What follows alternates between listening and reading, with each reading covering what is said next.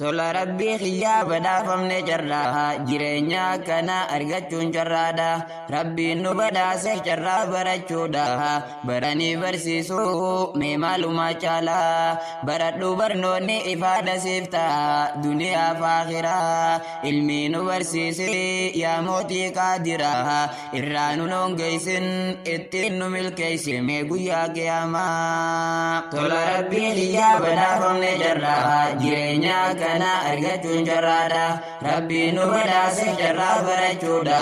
Baranii barsiisuu mee maalumaa caalaa. Baradhu barnoonni ifaadha siif ta'a duniyaa fi akhiraa. Ilmi nu barsiise yaa mootii qaadiraa. Irraa nu noongeessin ittiin nu milkeessi mee guyyaa qiyaamaa. Yaa nama muslimaa kan dhiiraa dhalaati umriin teenyan teessuu bardeemuudha jirti. Mee maal dalagatte hanga irraatitti mee maal mul'ifanne hanga irraatitti.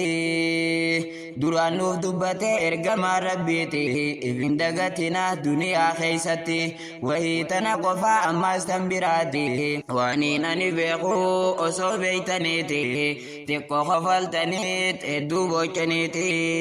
Ibidda sodaadha yaa ummata kooti sadaqachuun taatu dhoosaati miraati. Imalli fagaatus galti mana keeti as deemutti jira bar guyyaan du'aati. Umrii tanteen fitin mee bilaashumatti ol ka'ii baradhu qur'aana rabbiiti. Umrii tanteen fitin mee bilaashumatti ol ka'ii baradhu qur'aana rabbiiti.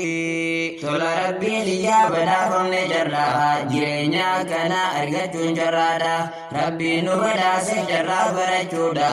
Baranii barsiisuu mee maalumaa caalaa. Baradhu barnoonni ifaadha siif ta'a duniyaa fi akhiraa. Ilmi nu barsiise yaa mootii qaadiraa. Irraa nu noongeessin ittiin nu milkeessi mee guyyaa qiyaamaa. Arradii wal ga'ee biyya hunda keessa namuu barachuudhaaf carraa guddaa qaba. Namni beekaa rafuu yaamtuun ka'u nama asoo ati yaamtuu ta'a dagaa didaa. Alamni guddatee koo itti dhaqqabna barnoota barannee isaaniin dorgomna. Islaamummaan faaya muslimaaf badhaasa isi argachuudhaan dukkanarraa baane laal gara ifaadha.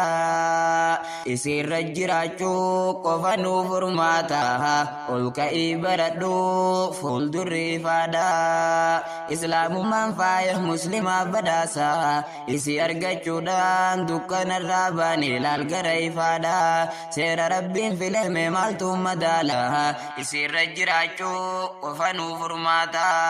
Tola rabbii xiyyaa badhaafamne carraa jireenya kana argachuun carraadha. Rabbiin nu badhaase carraa barachuudha.